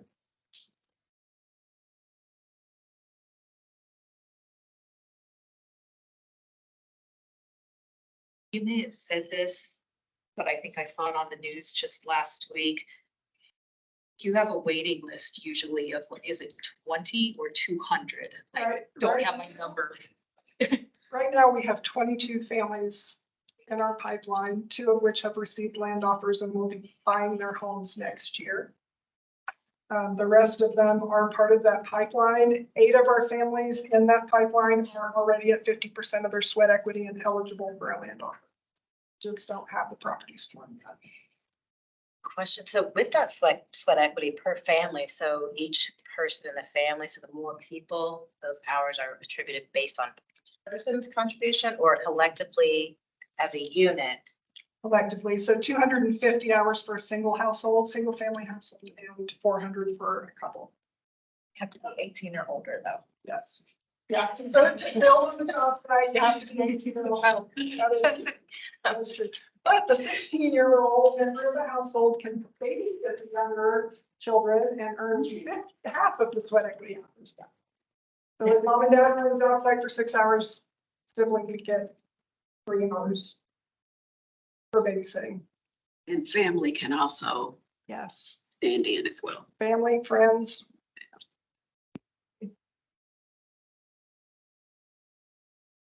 Yeah, so Katie's coaching me. Katie, I should have introduced her earlier. Katie Frank is our development director. She's the one who gets to talk to all those generous donors and ask them to please help us make this happen. We appreciate her. We had 106 families apply to our program when we opened up our applications in March of this year, May, actually, of this year. 21 qualified, and we were able to accept 10 of them because of limited resources. So the ones who were not accepted have the opportunity to reapply. If they apply to their program and they don't meet the financial qualifications that we have set out, we refer them to our Heading Home program, which is a program specifically set up to help them clear up those credit issues that they might have and get them in a better position to be prepared to reapply. And we've had several who've gone through the Heading Home program and eventually become homeowners. Is there a cost to that Heading Home program? No, there's not a cost to any of our homebuyer education classes, and they are open to the public. Anybody can attend. Is it cheaper to build slab on grade than basement? That's a great question. I'm not a construction professional. Our midnight housing, oh, he's gone. He's gone. Yes, it's cheaper to build a slab on grade. A cheaper house than Habitat builds. I don't know. Not cheaper. Can you build a quality house for less money than we built? You know, we have a construction committee that's comprised of a number of individuals from the construction industry, Conco, Key, trying to think anybody else, and board members also who have expertise in that area. And when they look at our takeoffs and our house costs, they always tell us, we don't know what else you can cut. Simpleman. Yeah, Tony Simpleman, which has worked with men, right? Familiar with him as well. Yeah, we've refined it to a science. We've eliminated everything we can without giving substandard projects. We have about 5 minutes for any additional questions, and we've also have our staff analysis for item number 6 on the evaluation. Any other questions first?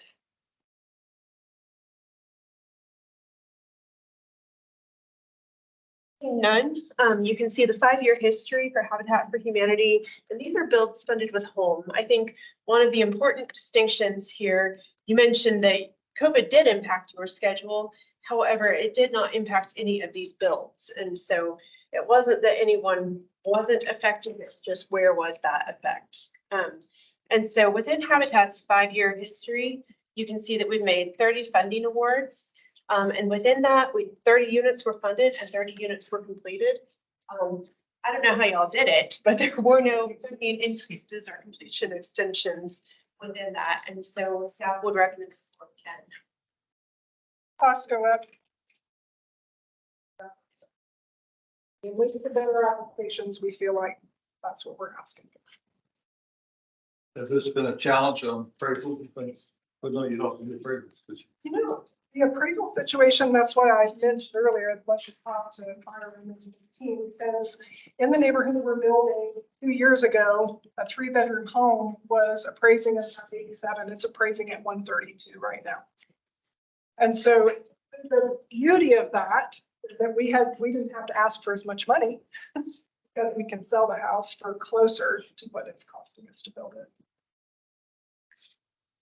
I think with that, you also see some of the impact of targeted investment as over and over their work in that same area has really raised that value and that baseline and desirability.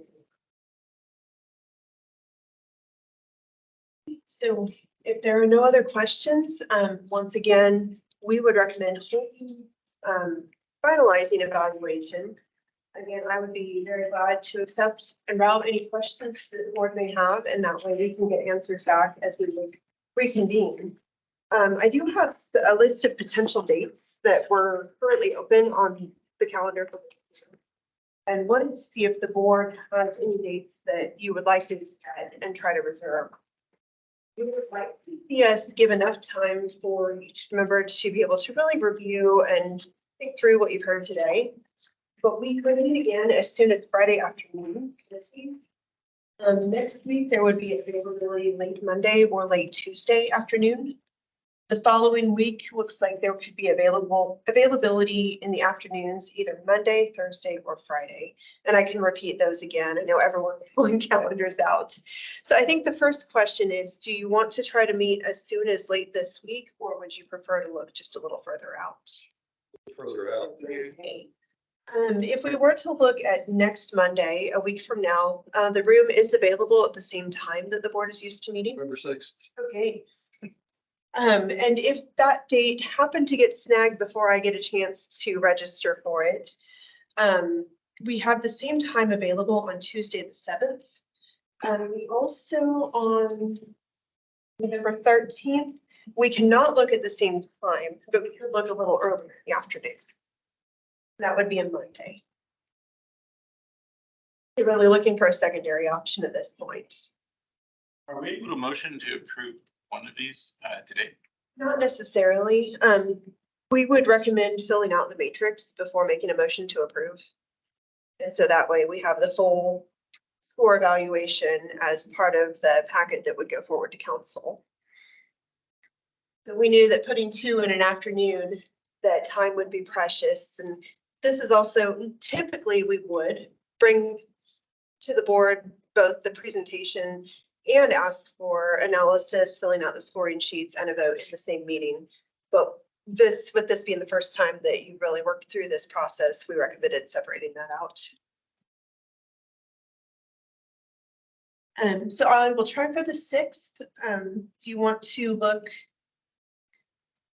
I guess the 7th at the same time, that was a Tuesday, we could do We could do earlier in the afternoon on the 13th, which would be 2 weeks out.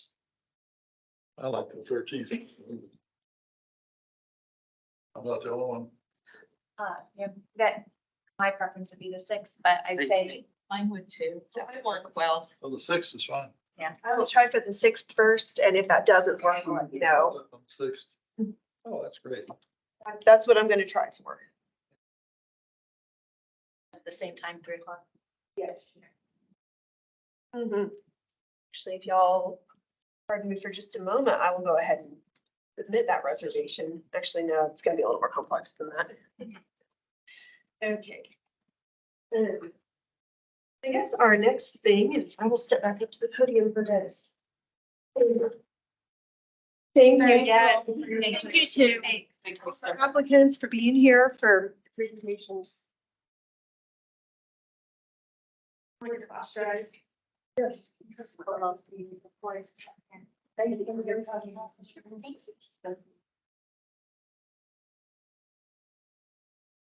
The address for the wall raising tomorrow is 1353 North Volusia. 1353. Thank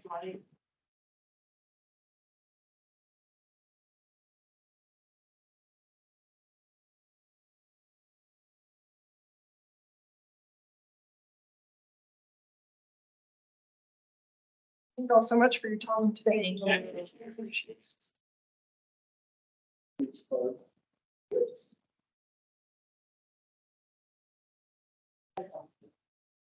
Yes. Okay.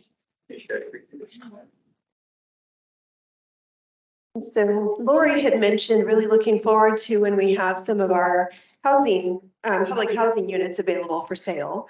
And I did want to let the board know that right now, we have groups 2AI and 2AII named just because they've gone through HUD in different groupings. And those are still currently being vetted by HUD for approval. But we do expect to receive approval in the near future. And so those will be groups that come before the board for both review of proposed sales and review of affordable housing fund dollars that can be put into those for renovations. And so we do expect our applicants today to play a role in that. We also have that process open to any nonprofit or for-profit developer that is comfortable working within the federal funding restrictions of the programs. And so this group 2AI and 2AII are the 66 units in 2 cluster areas. Staff are initiating conversations about what we might include in that request for proposal document. Our hope is to bring an early draft to this board for review and input, and try to have that moving along at about the same pace as approvals, so that once we have that authorization to sell those units, we can also have mechanisms in place for applicants to apply to purchase and renovate and keep those as affordable housing units for a long term, 10 to 15 years on average. And so once again, those are groups 2AI, and that's this one in the Minnesota Ashen Pyatt between 25th and 26th area. And then a second cluster in the southwest part of Wichita at Hustle and St. Clair, with just a few scattered sites close by. And so at the moment, there is no action needed with this, but we did want to let the board know, we're hoping that we'll receive that approval very soon. Yes, I see a question. Please explain the process you're talking about. These are going to be offered as a group only? Sure. So these in particular are not going onto the market the way our first group did. So our first group just went up for sale on the market and we could accept offers from anybody. These groups, because they are so tightly clustered, we want to really make sure that there is some strategic investment in that. It also, as Habitat discussed, the impact of their targeted investment in a 2 square mile area. This gives us another opportunity to really test similar things, to see what happens when we do infuse funding and restrictions to keep housing affordable in these areas. And so these will be available to either nonprofit or for-profit developers. The difference there is an individual off the street who has not had familiarity working within federal programs really is going to struggle to try to come in and purchase a home with the restrictions and the affordability stipulations. And so we are being strategic with these to reserve and preserve these as affordable housing for the city. Not city owned, it will be market based at that point in time.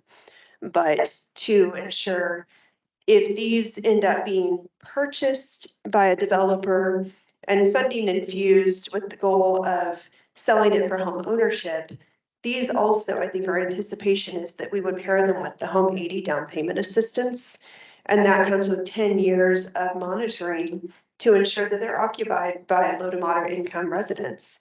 And so that the assisted residents remain in those homes for 10 years. Now, part of why we're doing it that way instead of just infusing what originally was ARPA funding directly is the ARPA funding actually had a 20-year restriction. And we feel like that can be negative in terms of mobility, ability to access the equity. And so instead it will be home buyers would have a 10-year restriction.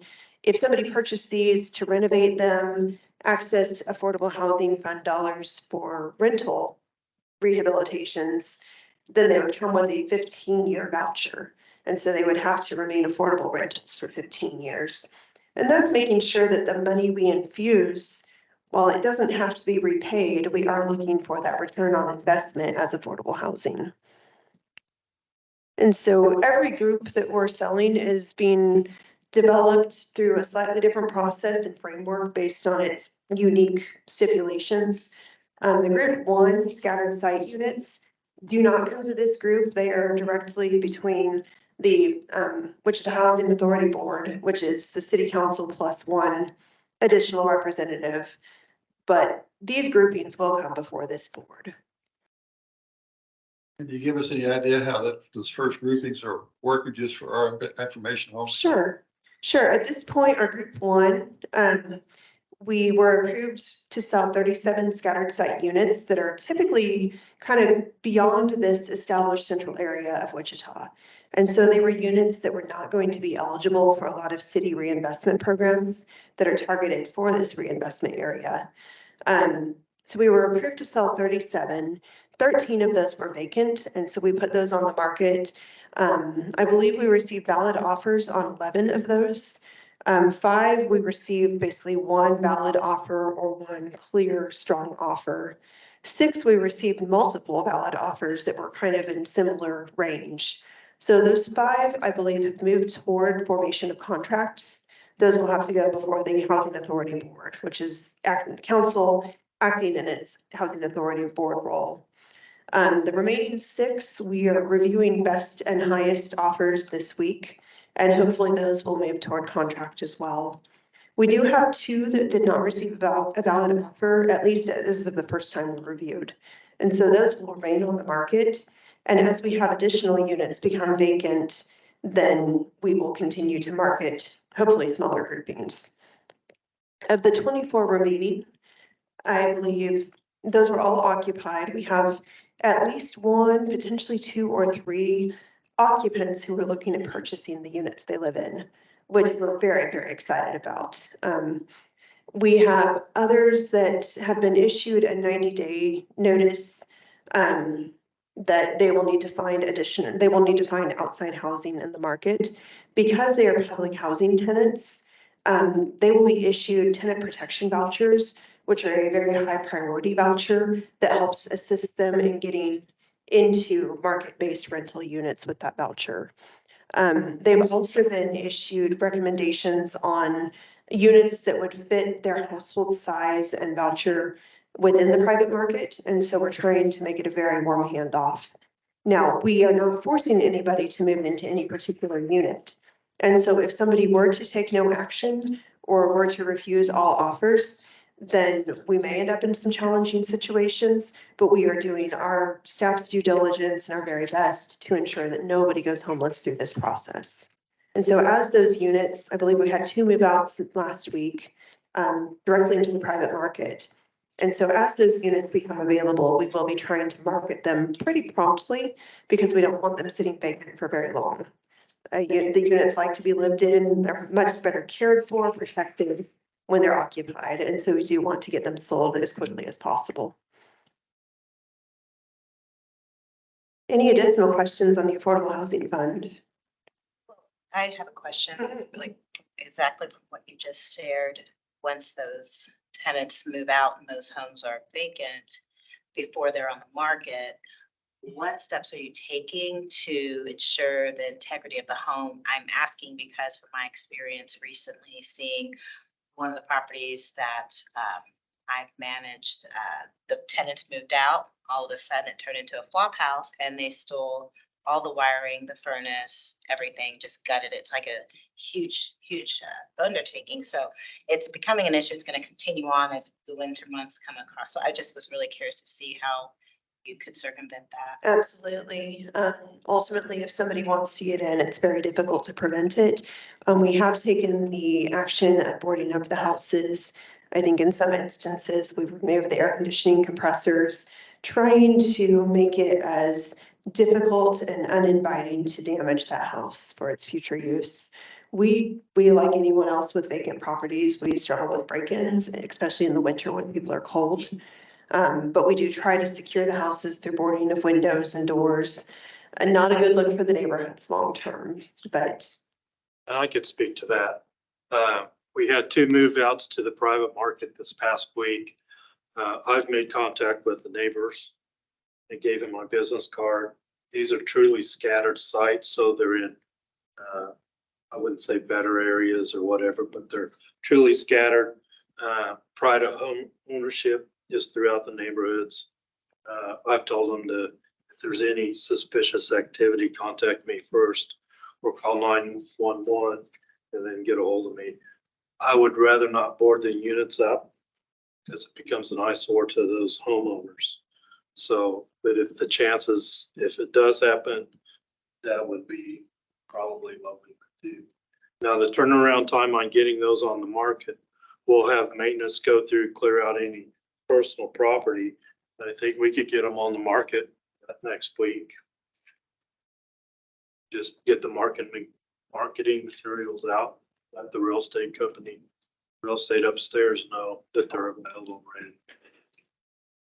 I would add, we also do a basic level of clean out because often there are possessions left behind when somebody moves out.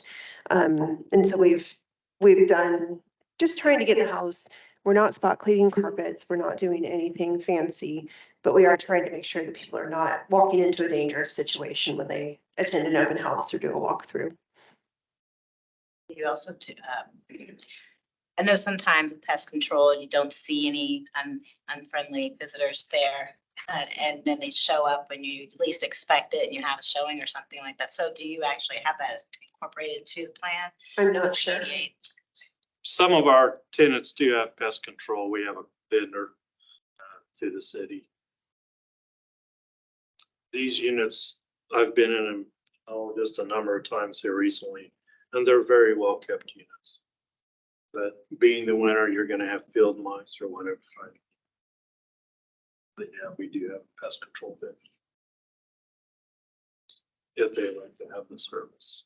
I was curious on any surprising or unforeseen expenses that you may have used, set aside as contingency for those things from preventing, preventing. Yeah, I don't know what that would entail, what we would. If the property's vandalized, damage, we'll secure it. Yeah, I'm just trying to see if there's be more proactive as opposed to reactive if someone comes out, you know. Well, you know, I speak to the neighbors. We do have a good working relationship with the police, and so they are very quick to let us know if there are any issues. We have a team of a general maintenance supervisor and 2 maintenance mechanics who are out working within both our occupied and making sure that our vacants are secured. Any additional questions on the Affordable Housing Fund and what may be coming soon? The Habitat and Mennonite housing back for these, that's kind of the goal. Okay. I think we would strongly suspect that they would be back, but this is also a really big opportunity, and we would hope that others would choose to look into those opportunities as well. We are developing some communication opportunities to market both land bank and these types of opportunities to anyone who would actually consider themselves to be a developer.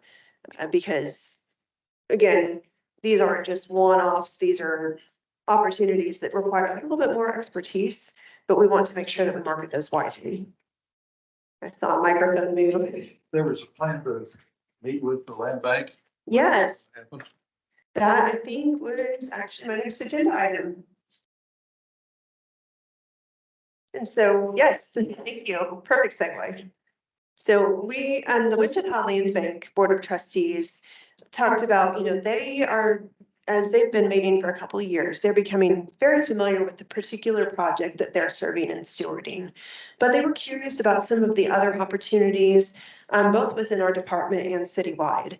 And so they had proposed basically an opportunity to hear more in a not business meeting setting about what some of these tools are.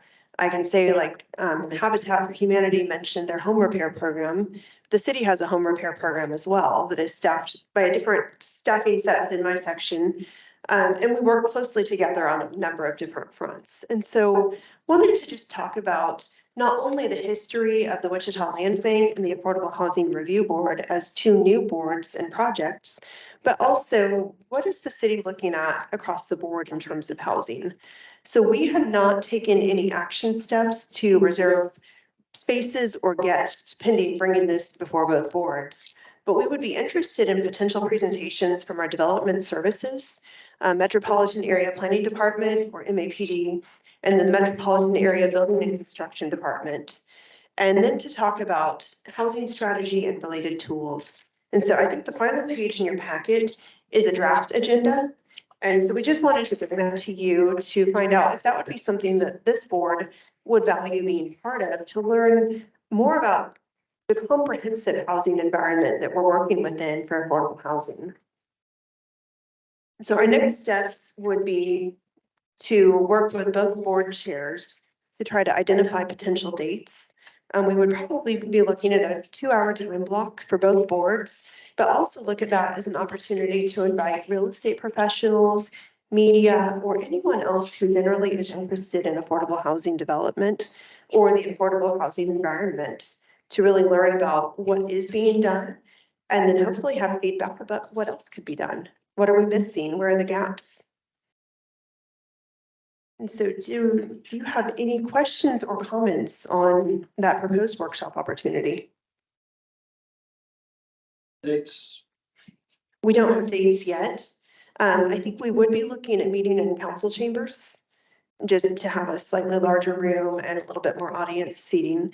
And so dates will be somewhat subject to the availability of, we're proposing guests of Troy Anderson, as well as department leads for MABCD and MAPD. And so looking at availability of room and individuals will help to define some of those date options. I might suggest you want to leave some time so we can network with that group. That's a great suggestion. So potentially like an early afternoon with networking time afterwards or something like that. And at this point in time, I'm guessing we're probably pressing into December for that time.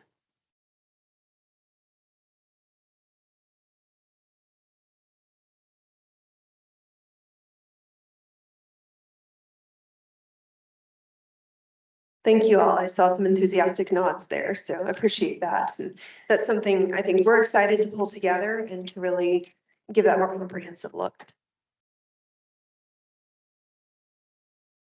You might let this group know what the next land bank meetings, because there might be people here. Yeah, absolutely. So we've got 2 boards that this particular staff team works with. The land bank will be meeting next Wednesday, November 8th. So we are queuing up packet preparation for that group right now. We should have a packet out either end of the week this week or by Monday next week for the Land Bank Board of Trustees. Would our meeting, in the event it does go about with this availability of on the 6th, would that count as our November meeting, or are we still going to? That would certainly be an option, and I would actually defer to our board chair for recommendations. Yeah, if there's no other applications, I could see it being served as a November meeting as well. And I also want to propose for to consider if this works out, scheduling and availability for December, for the land bank to meet with us as workshop to target it for the first part of December. Mhm. Okay. I don't like that, but I certainly agree. As you get deeper into the month, it gets more challenging. I would also like to request if it's possible for the city manager. I noticed that the assistant city manager would be in attendance for that workshop. I can certainly check. I believe one of our guests would be one of our assistant city managers, Yeah. and I can check and see on the manager's availability.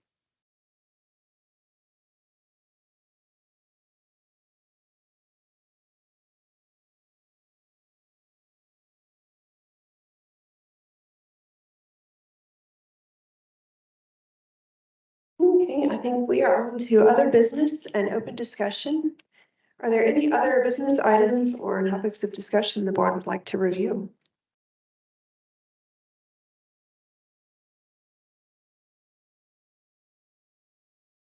Yes, John. I always like to talk.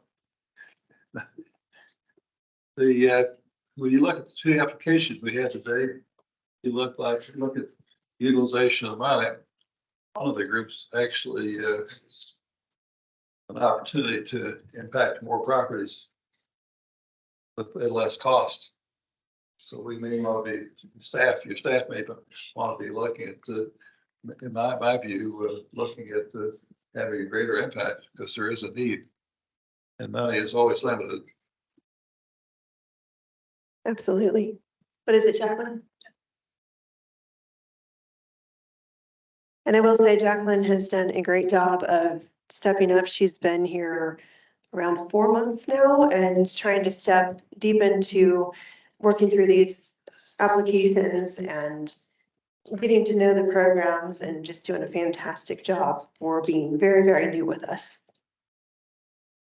So if it's possible to add this to the application, 5-year funding history. We were given this when we were here, but it could be added like to the agenda. So we could review this information. Because I think it was crucial to be able to analyze each applicant and their history. And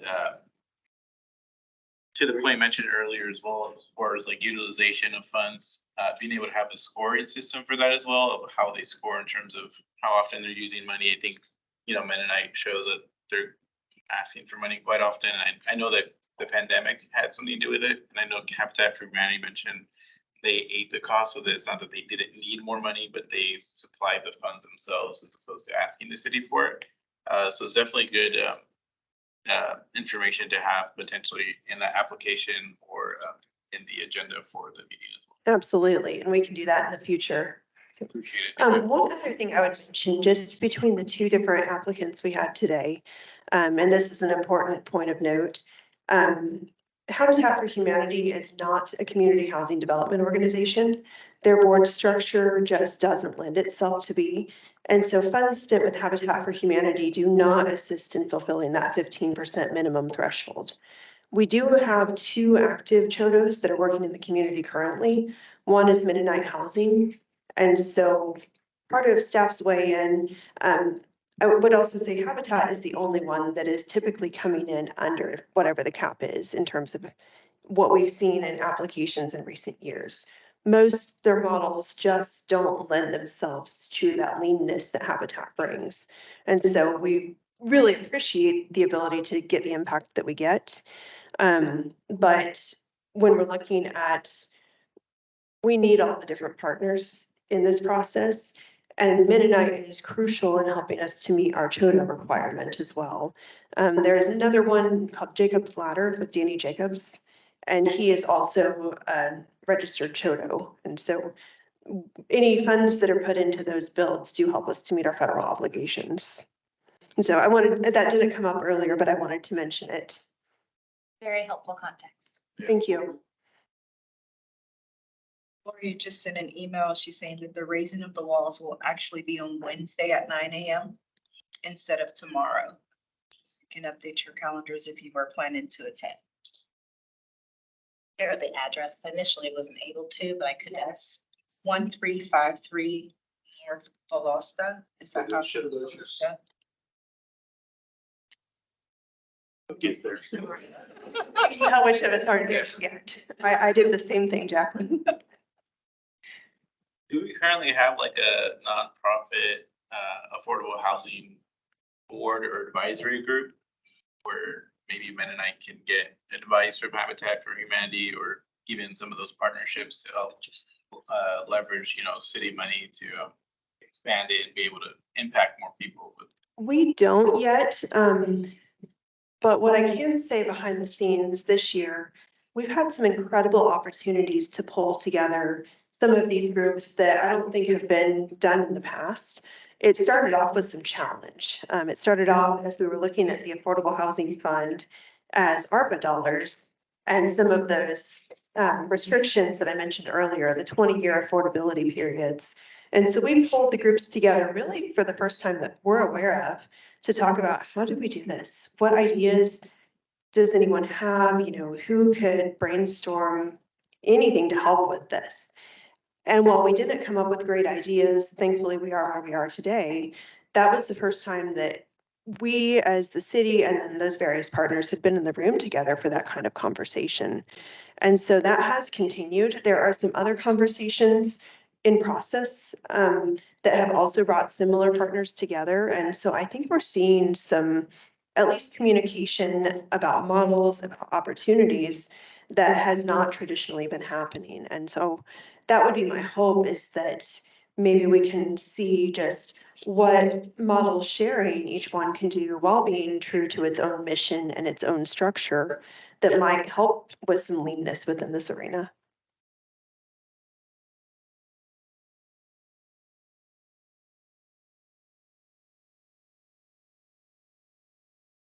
I think we mentioned the November, December meeting times, and certainly with this group, when we want to meet when we have business, but when we don't have business, we don't want to waste anybody's time. I would advise that we did just at the end of last week, we received an application, I think on the other side, the rental for the HDLP program.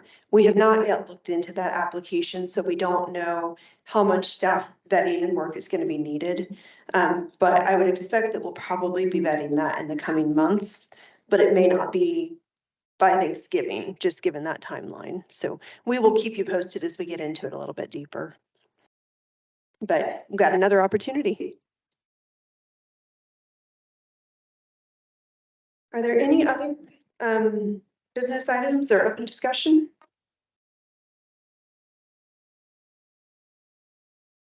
With that, is there a motion to adjourn? Do you recommend then treat this as homework, begin filling it out so that we are prepared when we come back? Yes. And if you want to use the forms that you have right now, just for jotting notes and then fill out again, I can provide fresh forms when the board reconvenes. But yeah, I would recommend going through and looking at the applications, making your notes and doing initial recommendations. I would ask for the convenience of the math that we'll be doing, if you can use whole number increments and not decimals. Okay. I know it's hard, you always want to score the in between, but we will be aggregating things together from the board.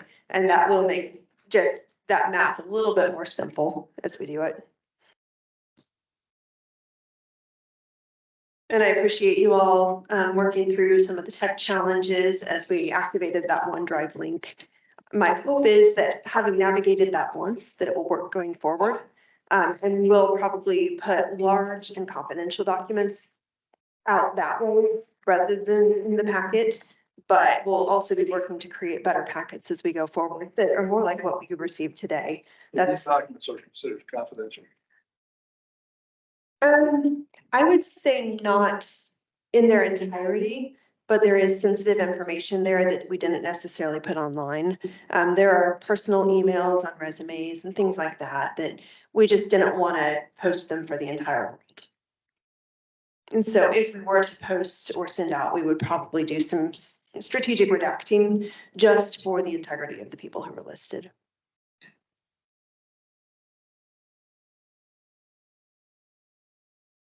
Anything else? Well, thank you all for your service. Thank you for being here today for a long meeting.